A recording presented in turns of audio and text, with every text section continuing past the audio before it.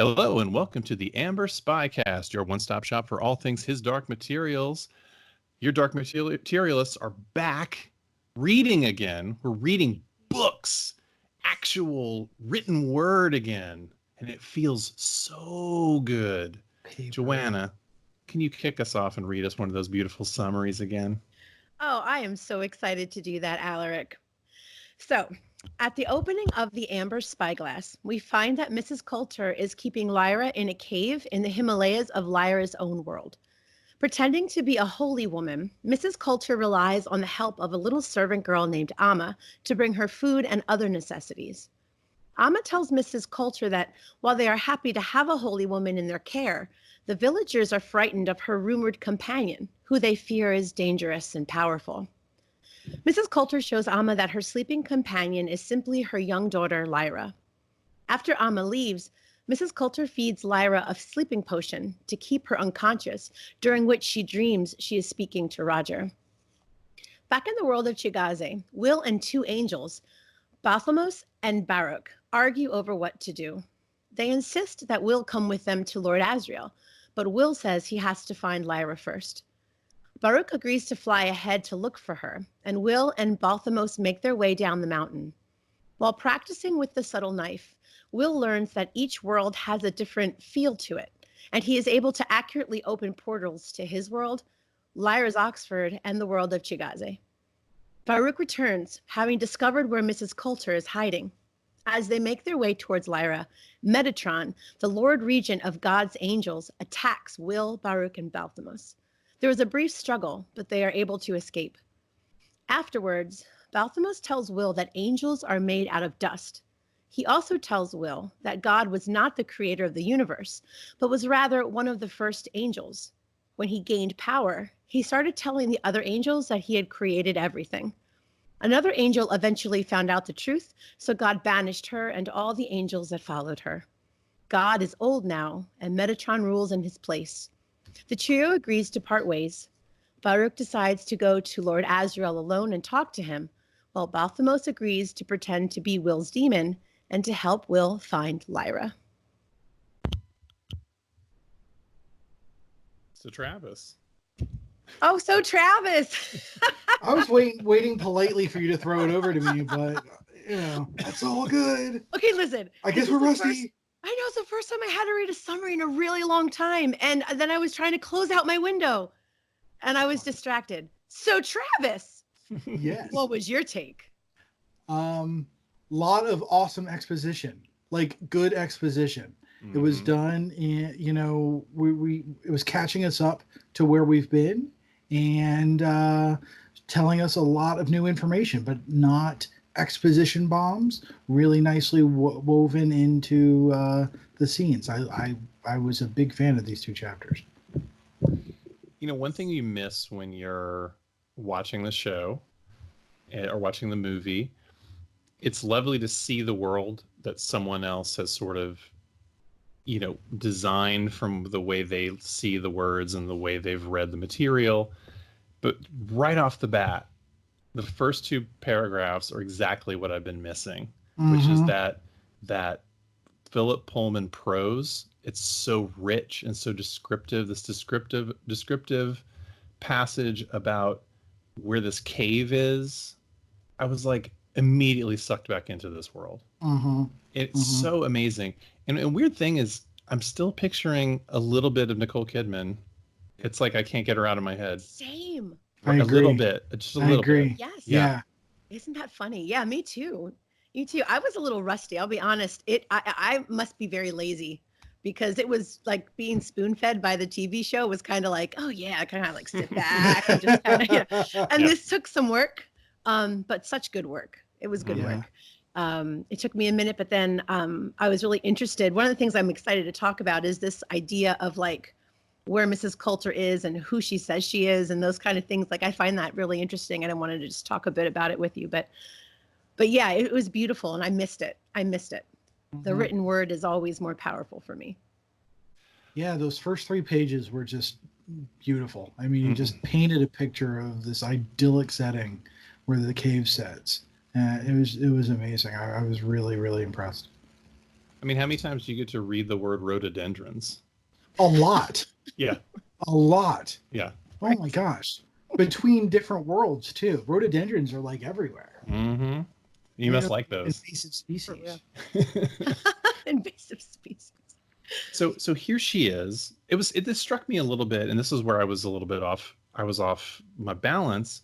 Is Mrs. Coulter took Lyra back to this world at some point between where we left off at the encampment and now. So she was able to pass through worlds in some way and get to this place seemingly alone. And now she's in hiding. She's hiding Lyra. So what has she had a turn of heart? What is she doing? And why does she feel the need to keep Lyra incapacitated? Yeah, who is she hiding her from, and why is she incapacitated? Why is she drugged and kept in this, realm between living and death? Where Lyra's getting there's a lot of things happening to Lyra in this sleep. Yeah. She's seeing something for the first time, which we have not even heard spoke of yet, but we hear about in these two chapters, which is the land, essentially the land of the dead. Right. And Roger. Right. Right. Yeah, Roger's there and aware. Yes. Yeah. Yeah. I mean, I feel like it's pretty obvious to me why has a sleeping potion or draft for Lyra. Because she's Lyra. Because if Lyra was awake, she'd be bolting. She'd be bolting the first time she could. Yeah. So I get that. But you have to tie her up, and she'd be scream like she would just scream and yell and cause a ruckus the whole time. Right. Yeah. And I feel like that's probably why. But why she's hiding, I'm not 100% sure. Is it because she lost control of Bolvanger and they escaped, and then Azrael did what he did, and so now she's just trying to like recoup and get a plan going? But if that's the case, I would think that she wouldn't go back to her own world, because she was on the Chagaze world before, and now she's back in her own world closer to the Magisterium. And she had full control of the specters. Right. She had just sent them to attack and wipe out the witches. She seemed to be, in some ways, all powerful. Why did she feel the need to retreat immediately once she gets Lyra? And then where are all those soldiers and where are all these people that she was with? Her whole she's got this whole infrastructure that's now just gone. Yeah, I don't know what she's playing at. I'm sure she'll reveal herself as the chapters progress. She's certainly reliant on this village to feed her a little bit. I think they even kind of led on that she's not really capable of making fire. She's running out of matches, right. And she's like, oh God, So now she's literally going to have to keep the fire going like 24/7 in order to keep fire going on because there's a chill at night. Sort of amusing to sort of think of Mrs. Coulter, who, as amazing a intellect as she is and how crafty she is, she's still, you mentioned here in the notes, Joanna, she's not glamping. This is like a hardcore. She is camping with a capital C. There's no like tents. There's no whatever. She's barely holding it together, and she's running out of supplies. Yeah, but here's what I love, that she is still so Mrs. Coulter, because she refuses to talk to a man and will only talk to that little girl named Amma. Yeah. I just, when I read it, I was like, there's Marissa right there. You know what knocked my socks off in this chapter? What was the translation technique? Yes. Demon whispering to monkey, and she could feel the meaning through them. Yeah. Loved that. Yes. I wonder if that's common on that world, or if that's like a skill Mrs. Coulter has picked up, because that's amazing. It has a lot of ramifications. Yes. I did worry for that little demon as soon as it jumped in the monkey's hand. Oh, yeah. Oh, yeah. You can't help but be worried all the time. It reminded me of like the TARDIS, like how it automatically translates. Like, yeah. You know what I mean? I mean, not that this was a little bit also, I think, sort of emotion as well, just because of the nature of demons. But it did make me think about, like, if she was able to understand, obviously, if they're in the Himalayas, she's what, Nepalese, or I mean, she's something, you know, Yeah. and does not speak that language. That was fascinating. Absolutely. That was And she doesn't have a babel fish in her ear or a universal translator, you know. Right. This is the equivalent. Just really, and it almost, and the way it was described in some ways, it wasn't like a literal translation. It was just an understanding. She got the meaning. Yes. She didn't get the words. She just got what the girl's intent. Yeah, that was great. That was really great. Her father needs sort of some proof as to what's going on. Amma seems to be just willing to continue to help, but the villagers are getting creeped out by why she's there and what the deal is. They believe, what is it that they think that she has in there? An evil spirit. Yes. Yeah. So he needs sort of proof. And she's like, oh, it's no big deal. It's just my daughter. And she's sick or whatever. And she's recovering. And, you know, another reason why I guess you have to keep her drugged is she'd be like, I'm not sick. You know, get me out of here. So that's ultimately why she allows, you know, them to see Lyra. Yeah. I guess for the first time they've seen her. And Mrs. Coulter was really giving me Bene Gesserit vibes in this scene. Yeah. The whole Missionaria Protectiva thing where they create mythology in order to give themselves cover and to get themselves aid when they go around, and setting herself up as a wise woman, I thought was really neat. Yeah, so she makes herself a holy person, and they're sort of mystified and not necessarily afraid of her, but just they keep their distance because they're not so sure about her. She's different. She's very different. Yeah.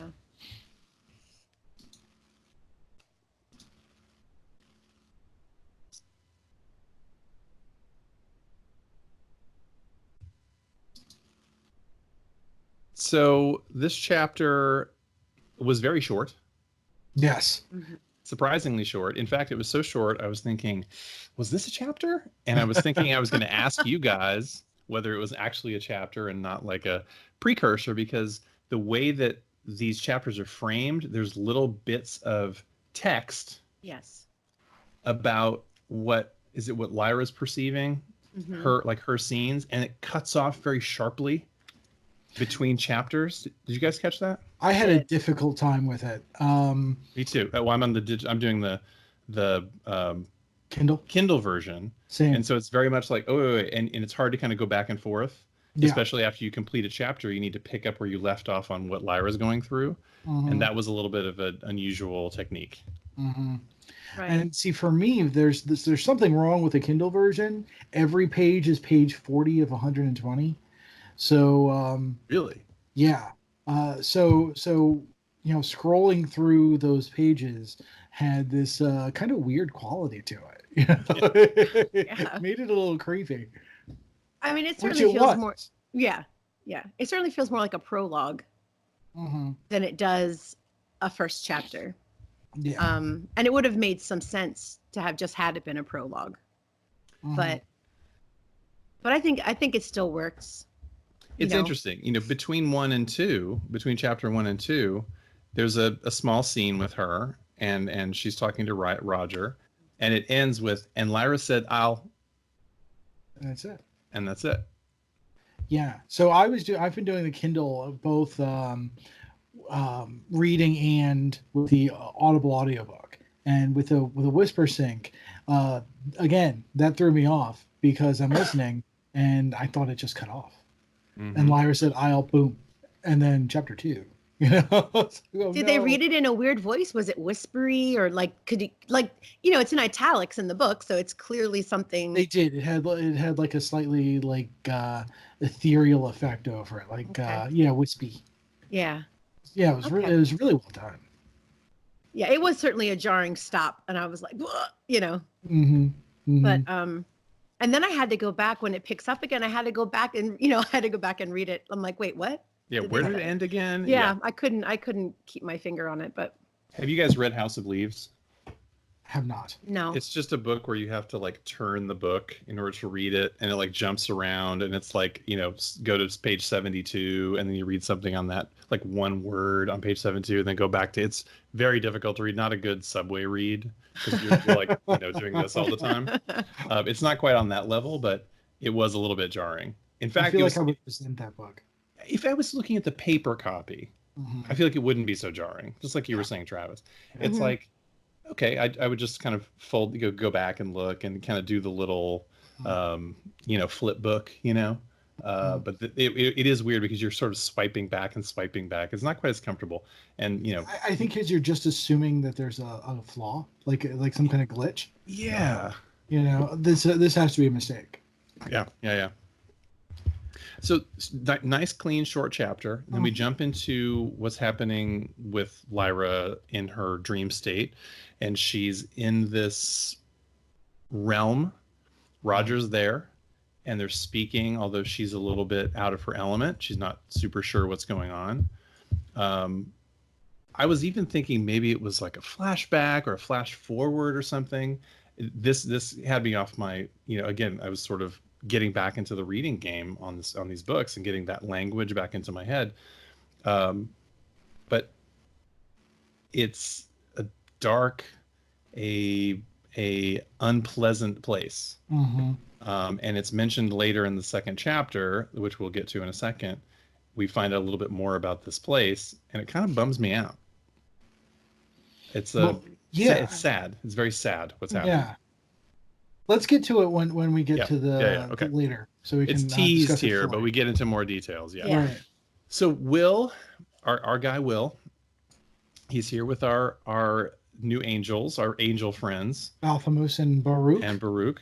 Who in my head are Michael Penn and David Tennant. I'm sorry. Oh my God, me too. Yeah. Sorry, I'm so sorry. If they don't, I thought I scared you and you popped if they don't cast them, then that's a major flaw. Oh my God. It is exactly. I said Michael Penn, Michael Sheen, and David Tennant.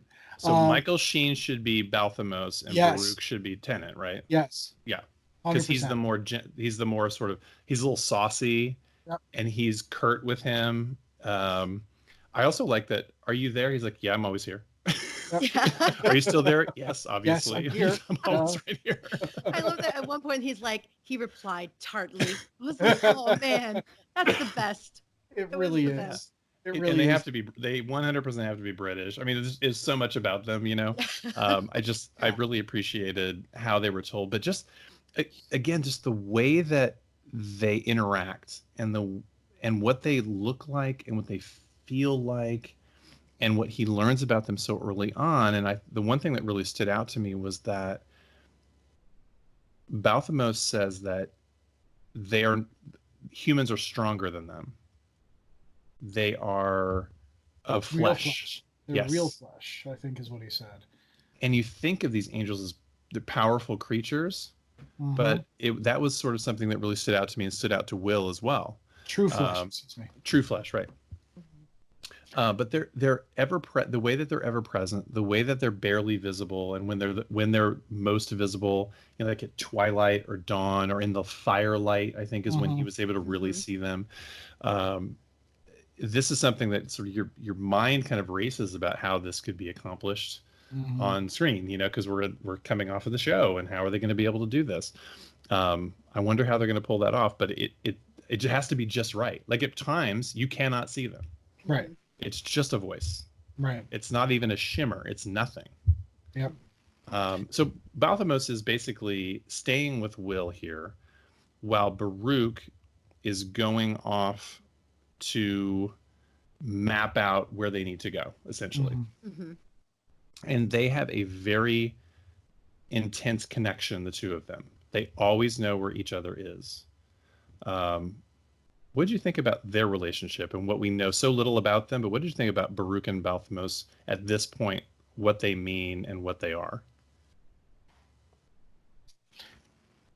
I was a little confused. Not confused isn't the word, but I had a question as to whether or not the love that they felt for each other, which was obvious, was universal among angels, or if it was between those two. I had two backstories for them in my head. I mean, if it was between angels, fine, wonderful. But if it was just the two of them, I had this whole, theory that Baruch, that Balthamos had been like a guardian angel for Baruch and helped him become an angel because so few people get to become angels. Mm-hmm. Their connection was just so deep.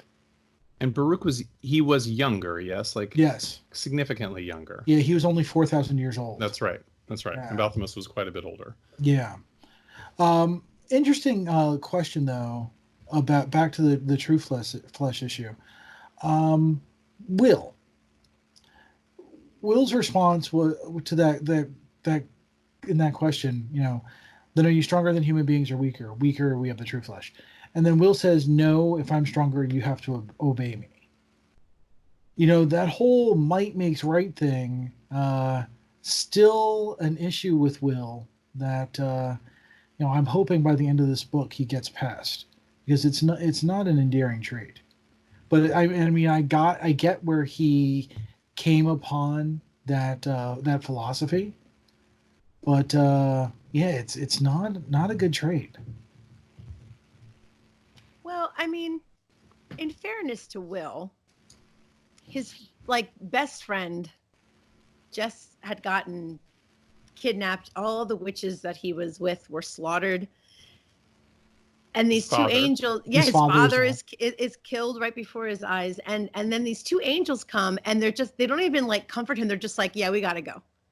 Right. Do you know what I mean? And so I feel like it's just Will's desperate attempt, just like when he would stand his ground in his house. Mm-hmm. He doesn't really have any real power. He probably still doesn't even really have real power over these angels either, but he stands his ground. And I feel like it was a little bit like that. He's posturing well, no, you have to do what I say, because they are insistent. I mean, they're very insistent. Mm-hmm. They don't even, and these are also the same two guys who, when he said, why, if you were following us this whole time, why didn't you stop and save my father? And he was like, well, we have what we needed. So right. It didn't matter. So, mm-hmm. I'd give him a little bit of a pass on that. That's fair. That's fair. So you're saying that they have, because they want to take him to Azrael. They have this information that they've learned about where the authority is, but they needed some credit or something to sell the information. Well, just walking up to Azrael, he's not going to buy it, I guess. Well, they're lower ranking angels. They say they're nobody. Which is one of the reasons you can't see them, which I find very interesting. They're like, well, no, you can't really see us because we're not very high ranking. So, which makes a little sense, because then, in the previous books, when Serafina and Ruta Scotty, those are full blown, you can see me angels. But yeah, so. Oh my God, I just lost my train of thought. What were we talking about? Wow, sorry, teacher brain. We have a final thing coming up on Thursday, and I'm out of it. It's Will wielding his power over them, and they're because Will has a singular mission here. He wants to get to Lyra, and how he's going to do that, he still doesn't really know. He works here with the knife quite a lot. He learns so much more about the knife and what it's capable of. This is an interesting sequence about him sort of figuring out all the different layers. And he's like, how do I can only go between this world and my world. How do I get to other worlds? How do I get to Lyra's or whatever? And so he starts to learn and experiment and feel his way through what the knife can do. But it doesn't get him any closer to getting to Lyra. Lyra is a physical distance away from him, not a dimensional distance away from him. I think at one point it was 4,000 miles. It's not even close. And he's like, I can't go that far. I'm wondering, can they pick him up? Is there a way for them to move? At some point they even say, in order for Baruch to get to Azrael is to fly nonstop for 2 straight days, So the distance between where they are and where they need to be is very great. So Will may feel very helpless too. How do I get back to Lyra? Where is she? How do I find her? And they're like, come on, let's just go do our thing. I think he even wishes he could consult the alethiometer. He looks at the alethiometer at one point. Is like, how do I do this? And I'm like, you got to study a long time. You got to have books. And they even say that Lyra's she's not probably even reading making it up. Yeah, she's not even reading it. That was hilarious. And he's like, no, she's reading. I'm like, she's making it up. Yeah, that was very funny. And I love he asked them, well, can you read it? And they're like, no. Like, like, I know it's made of our essence, but no, I cannot read this, These I guys, love that it came through. They play very Shakespearean, these two guys. Very, Rosencrantz and Guildenstern, kind of like these funny, weird side characters that are, equal parts infuriating and also amusing. And you wonder where they fall in the scheme of how they're going to help Will in this process. Mm-hmm.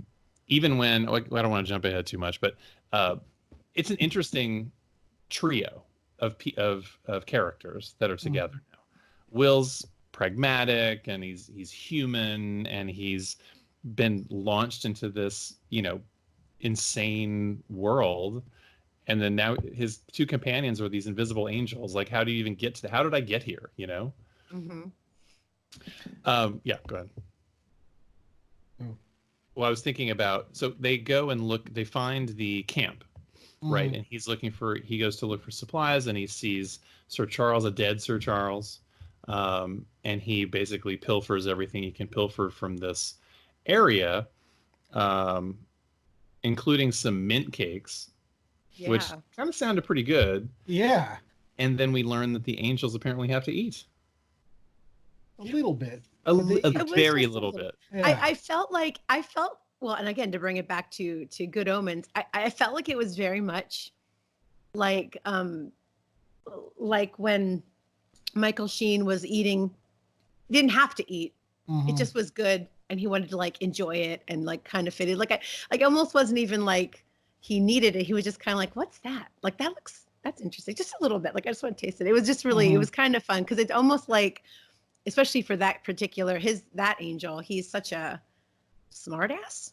Yeah. I mean, just for sure.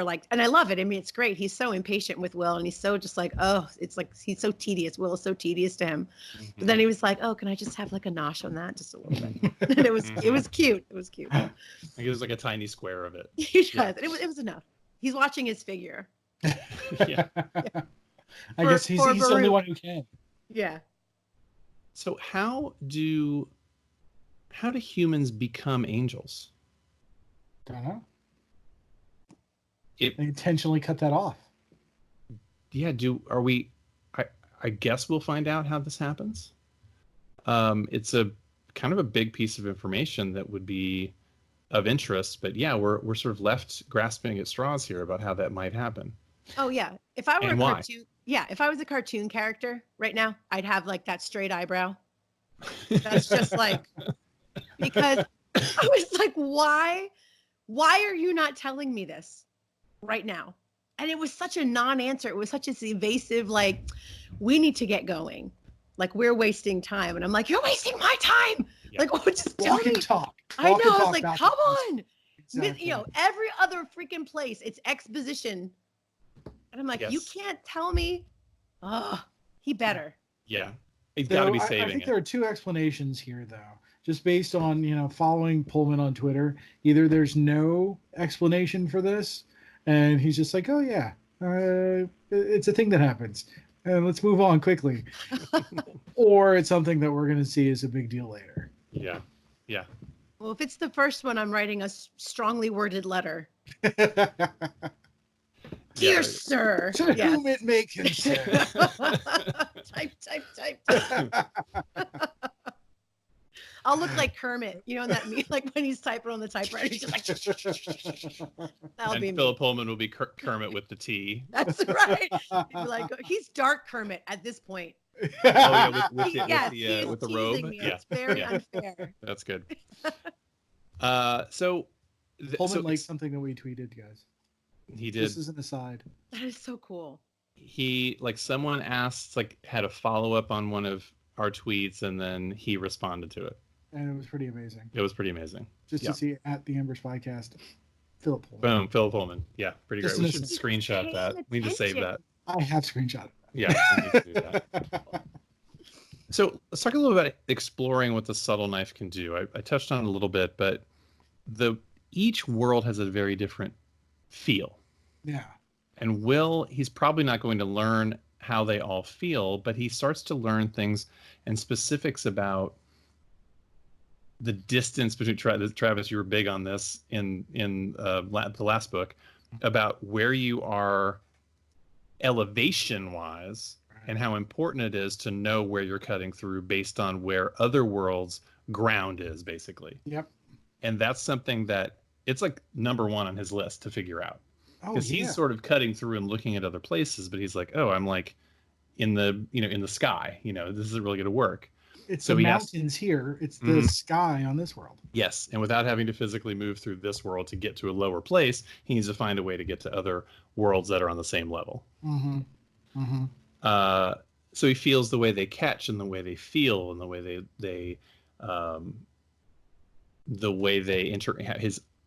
the way his hand can kind of feel how the knife is interacting with how he's cutting, and he kind of figures it out. It takes some time. I don't know how long he really took doing it, but he's kind of a natural and his hand is feeling so much better. Thank you so much, Dad. Yes. No more bleeding. It feels better.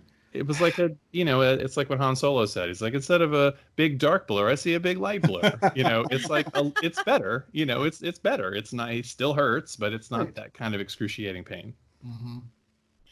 I love the way that Pullman describes how Will feels the difference, because he's literally like feeling a difference. And I thought, well, how many different ways can that feel? Like I'm thinking, like, does one feel scratchy or one feel whatever? And I just love the way he describes it, because at some point in the text he says, I just lost it. Oh no. You're talking about the one where it says this one was hard and definite, that one cloudy. Yes. Yeah. Absolutely. It was so neat. And like that, this one had a resonance and this one was slippery. Mm-hmm. And this one was, and it's such a cool. And so whatever it was about Will's world, that feeling, he knew it was his. Yeah. It almost makes me think of or feel like when you have that, like there's that one smell that like can take you, that feels like home. And like if you smell it, you're taken back to that place, like in Ratatouille, like woof, right back to at your table and eating that. And I feel like it's kind of like that a little bit, and kind of like using the Force. Sure. Oh yeah, sure. And I think it's all those things, right? It's all those things, and him knowing how to get back too. And once he goes through, he has to say, okay, how do I get back to that one? I need to feel what that one feels like, because I need to be able to get to that one's an important one. I need to remember that one. All these other ones, it's interesting that he can go to them, but he really needs to know right now 3 of them.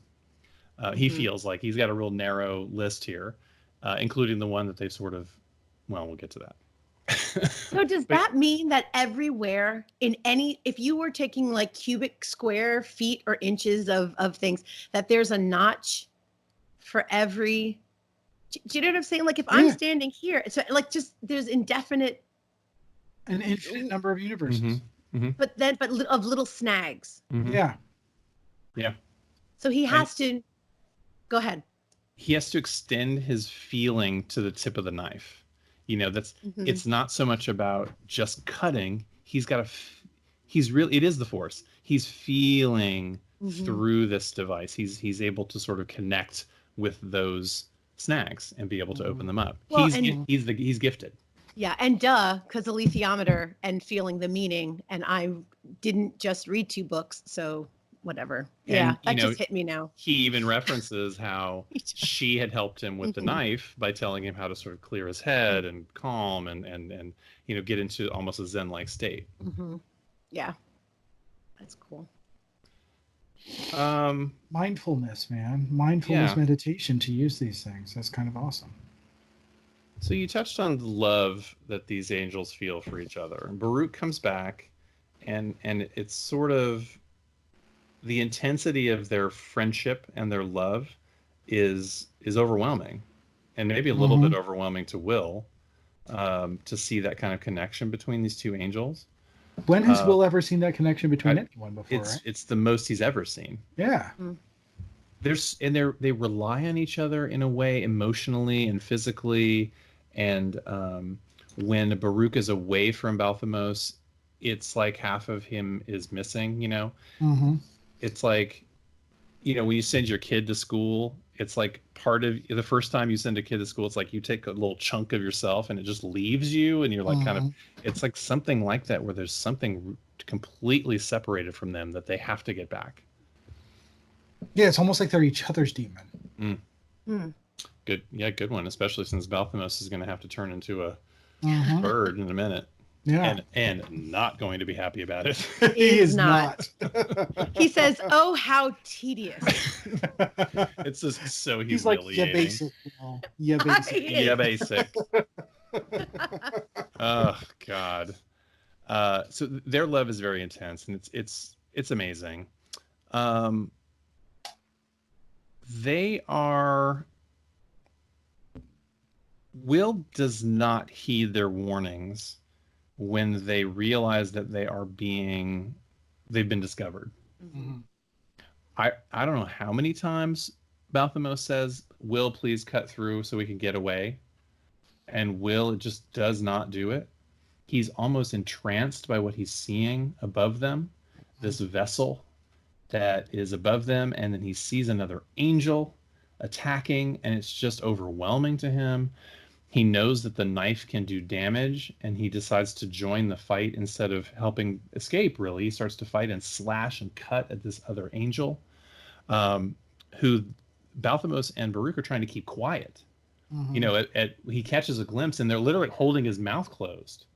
It's like, why are they doing that? And sure enough, as soon as he gets free, he starts yelling to the regent that he's found them. To Megatron. And it's like, oh no. This is bad. Yeah. And sure enough, Megatron, here he comes. And terrifying. Yeah. This is one of those like heart in your throat kind of moments, but before Megatron gets to him, which I assume Megatron is very high in the sky, we sort of, I don't know if you want to really talk about this long exposition about what the authority is? Yes. Yes. Is this a good time to talk about that before so. Megatron attacks? I think so. Let's pause before we get to Megatron. So the authority is an angel, essentially, who was formed of dust and was the first to be formed. Claims that they created everything to all those who came after him. And they believe him, and he lords that over them enough to where he is identified as the creator in perpetuity. This is Pullman's big idea. We're getting it 2 barrels in our face. This is it. This is that chunk of exposition that we had known was coming, the big important piece. Now that we're reading it and you're hearing it and it's going into your system, how does it feel to hear what he's talking about and what the authority is and what his idea of heaven and God and the all-powerful angels, creators? I mean, essentially, he's saying God is the first liar. And so it's a bit of it's a smack in the face, I think, to anybody who is really fully, I don't want to say faithful, but who has a really intense belief, because it's saying everything that you believe is built on a lie. Everything you think is sacred, everything that you think is holy, everything that you think is good, is based on a lie. None of it's good. It was self-serving, and it was selfish, and so I think that's a big message. It's a huge message, and the way he said it, I think there were lots of different ways he could have maybe presented it, but as we learn, here, the reason he's sending Metatron, you said Metatron. I said Metatron. It could be Metatron. Is it I just keep thinking it's Metatron. Metatron. Late Megatron. I'm going to keep saying that. Yeah. I know, because I'm pretty sure I wrote Optimus Prime in my notes. You did. Yes. But that's because he's so old. He's so old that it's now his Lord, like he's the Lord Regent is Metatron. Mm-hmm. And it goes against any sense that God would age. Right. You know what I mean? That he would be an infinite being, would be finite. Mm-hmm. Mm-hmm. So.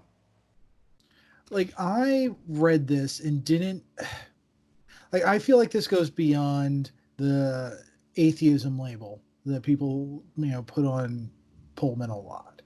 And it felt like, just straight up, I learned this term fairly recently, mesotheism, like hatred of God, almost like God exists and he's horrible for you. Mm. Reminds me a little bit of a speech that Stephen Fry gave a bunch of years ago that I saw on YouTube, where he talked about, and it wasn't a speech, it was an interview.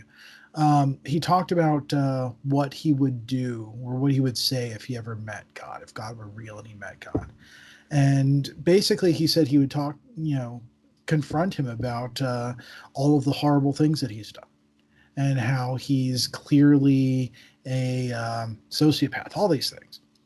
And reading this particular passage, I got the same kind of feel from Pullman, with regards to what seems to be his belief in God. Not so much that he doesn't believe in God, that he in fact thinks he's malignant.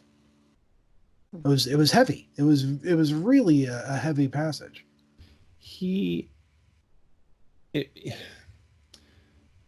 It's the God problem. This is one of those things that is discussed about is, if God is all powerful and can do anything, then why does he or she or it allow so many bad things to happen? Mm-hmm. It's God's plan. We hear this all the time. This was the God problem in Watchmen with Dr. Manhattan. Mm-hmm. He, what does Hooded Justice say at the end of the finale of the show? He says, if he could have done all those things, he could have done more. And it is. It's like, if you're all powerful, what do you do with that power? And I think what we're seeing here is they're just bored and vindictive, and this is his idea, but it's not. This is a fantasy novel. This isn't reality. But he's saying that it's not a good look based on what's going on down here on Earth, and all these other universes, and what's happening, what is being allowed to happen. And the Magisterium in particular, what they're doing and what they're being allowed to do in their name. Mm-hmm. Also, I look at the other angel and how that angel is a woman.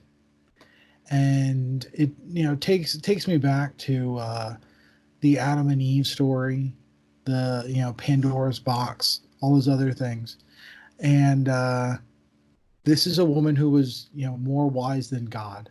Or in this case, the authority. And she, in all those other stories, it's always about a woman who gets knowledge that,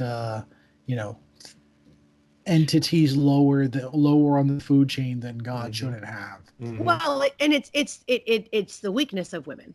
It's the flaw of a woman to be that foolish, to be that naive, to be that easily, fooled. Right. Yeah. And I read this and I think, did the authority create those stories because of this angel? Is she, Satan and Eve and Pandora? It's really it's interesting to me. Would she get a little heavy? Would she be Lilith? Yeah. Do you know what I mean? The idea that Lilith was before, right? Like the idea that Lilith was before Adam and Eve, and she had and she was kind of cast out. Like, maybe that's what he's playing off of here, is that she's that Lilith figure in this version of his in this version of the story. And then what we know Lyra's role is in this, about being Eve, Right. and how important that is, and how that's supposed to play out. Mm-hmm. Or if Eve is, also this archetype that goes for forbidden knowledge, maybe rather than what we were initially thinking, where Lyra is going to be the first woman in this new world. Maybe that's the role Lyra's supposed to have.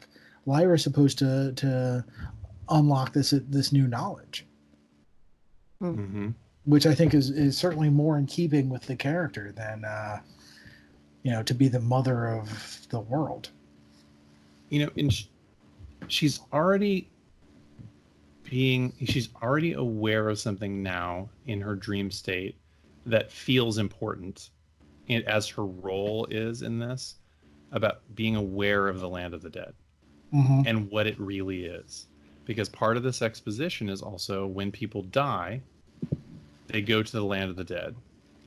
People are told they go to heaven, but in fact, he just throws them in this realm, an unpleasant realm, a gray and sad place. Don't they call it something like a prison camp? Yeah. Can I read it real quick? It's a great little bit. Yeah. It says, why were they here? They were imprisoned. Someone had committed a crime, though no one knew what it was or who had done it or what authority sat in judgment. So they're just there.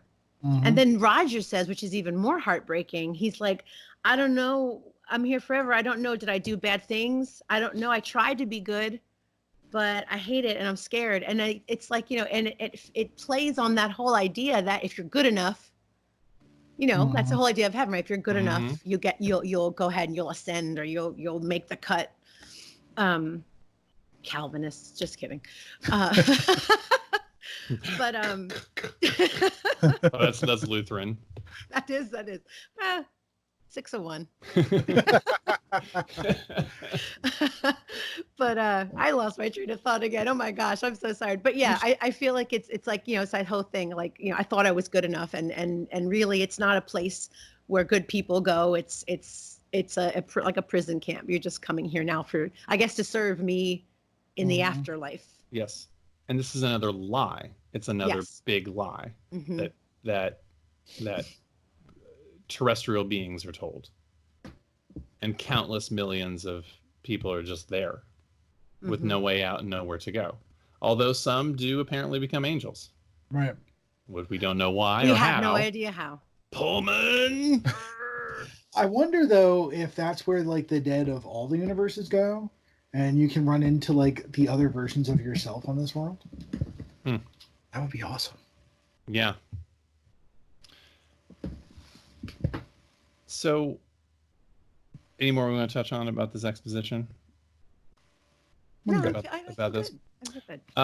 So back to Megatron and his death spiral coming down to try to get to them.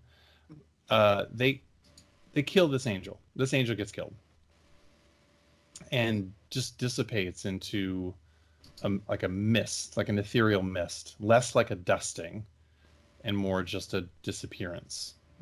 They're not a flesh. They're different. They're dust. They're just dust. So Megatron is rapidly approaching, and Will finally kind of snaps out of it as soon as this angel dies, and cuts through to the first place he can find that seems reasonable, which is kind of a beach. They jump through, and it was so wild as he's closing it, he feels the gust of wind from Megatron reaching his point where they were seconds before he closes the gate. He felt like the oh gosh, it was like the after image between universes. That's crazy. Yeah. Megatron's kind of pissed, and if he wants to get Will so badly, he knows that Will is important in this tale, and maybe this is why, going back to Mrs. Coulter, maybe she has some awareness about Megatron and or what people would do to Lyra if they could get a hold of her from the authorities' army.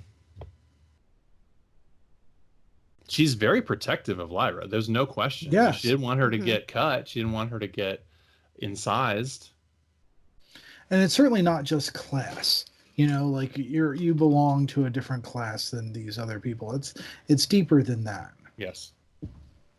I mean, for however twisted or, you know, whatever Mrs. Coulter is, Lyra's still her daughter.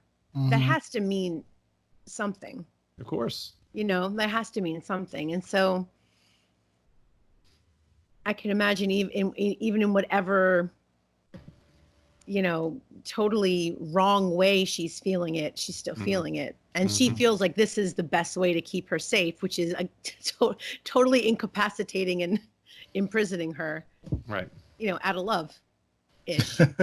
Yeah. I don't know. Yeah. And how long is that sustainable? How long do you think we get into this book before Lyra is free of this? You know, like how long can this be sustained? I mean, if we think back to the beginning of that first prologue / chapter, the monkey was very agitated in the cave. Yes. Which I think was that was its own response. I don't think it was necessarily mirroring anything about Mrs. Coulter. I think Mrs. Coulter is content to stay there as long as she needs to keep Lyra where she wants her and has her and can control her and protect her or whatever. But the monkey was like pacing. Like that very first description is talking about how the monkey's kind of pacing in the doorway, in the dark doorway. And then you realize it's the monkey, and it's very menacing. I feel like, and I don't know, I seriously don't, I know I read this book before. I do not remember it at all. So this is like brand new for me again. Same. But I feel like if anything were to happen, it would have to be the monkey's doing. Like, I don't feel like Mrs. Coulter would slip up and not be giving her, unless she runs out of it or something, you know, catastrophic like that happens. Maybe the monkey's like, zoop, and dumps the rest out. I don't know. Or she has to go on the move, you know, or she has to go, or she's discovered. True. Yeah. And she's got to like wake her up, and we got to get out of here. You know, that could be part of it.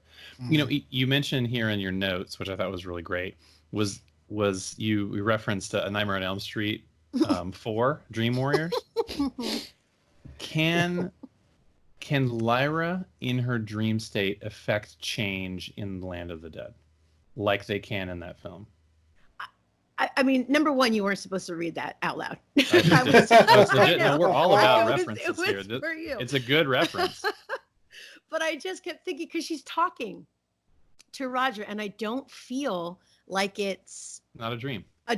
And I don't feel like, you know, I feel like it's just what happened when Stanislaw Grumman / John Parry like showed Lee like what he was doing, kind of like with the airships. Yes. And I feel like it's that same kind of a vision, because it's real. And I think that's part of the reason too, like Lyra is always so restless. You know, she's always very restless in her sleep, because I think it's affecting her that way. But that's why I wrote that, because I was like, it's legit. No, I mean, it's absolutely true. Yeah, I mean, is really more substantial than the other in the Land of the Dead? I mean, I would think that she would be able to affect change just as much as Roger would, or anyone else would. Perhaps more so, in so much as she still has her a bit more of her wits about her. Yeah. Oh yeah. Well, and she's not dead. She's I not can't dead. remember the She name can of the escape. myth now. What is it when they go down? He goes down to get. Oh my gosh, it's not to rescue Persephone, is it? I can't remember now. But you know, he goes into the Land of the Dead, but he's not dead, and so he has a little more agency than the people that are there and have to. So like, and perhaps that's why she can do it. Maybe the sleeping potion is keeping her in a state that's close enough that she sort of can, you know. But it makes me think that, like, if she's there in this dream state, that someone is running the Land of the Dead. They're not just wandering her down there without somebody in charge, right? Right. And they must be aware that there's someone who's not dead who's there. Like when John Constantine goes to hell, they want to keep him there. Like they don't want him to leave again. You know, it's like they are aware that he's there and they're aware he's not supposed to be there. So I wonder if the longer she's there, the closer they get to finding her. Or can other people see, can other people there see her? Roger can see her, but is she just, I don't know. We're going to find out, you know. We sure are.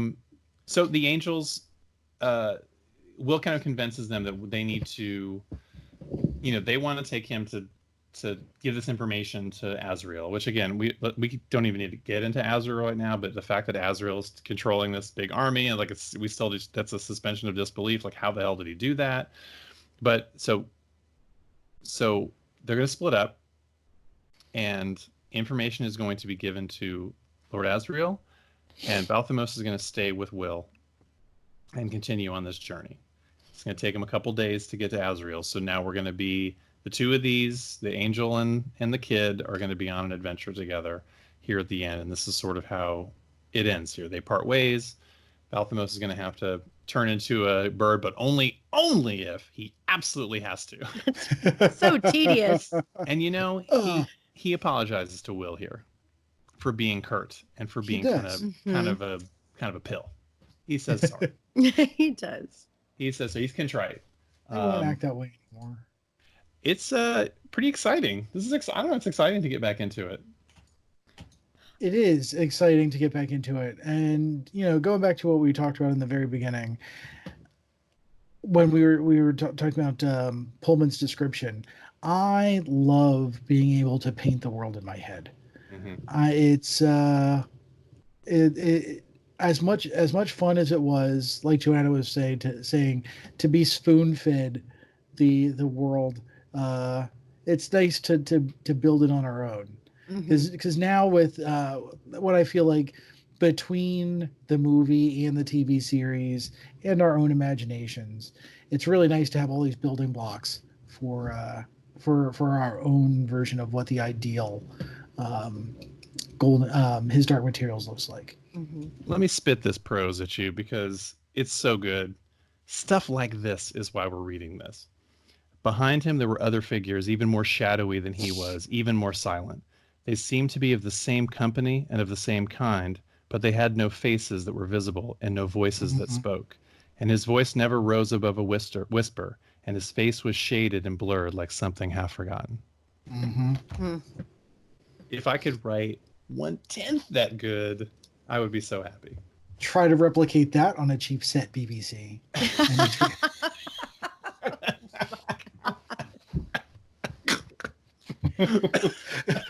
Cologne. You're going to ruin our chances of anything. We're never going to get free stuff. No, we're never going to get swag.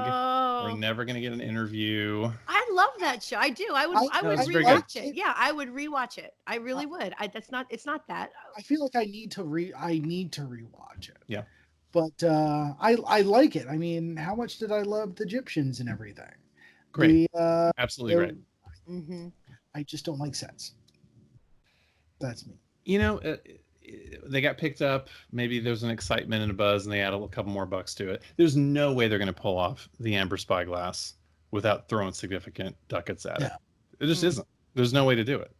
And if I have to donate money, if I have to pay the British licensing fee in order to get Travis, you're already giving them $16 a month for your HBO subscription. I already am. They can parlay that into, you know, a hat. Or another Lee hat.